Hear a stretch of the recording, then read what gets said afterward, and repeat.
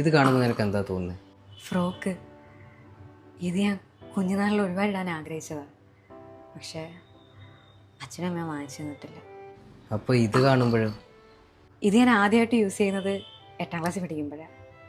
പക്ഷേ ഇതിട്ടുകൊണ്ട് സ്കൂളിൽ ചെന്നതിന് ടീച്ചറിൻ്റെ കയ്യിൽ നിന്ന് നല്ലപോലെ കിട്ടി. അപ്പോൾ ഇതോ?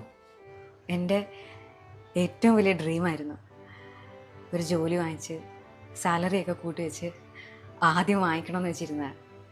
പക്ഷേ എൻ്റെ ഹോസ്പിറ്റൽ കേസെല്ലാം ആയപ്പോൾ അത് പറ്റിയില്ല.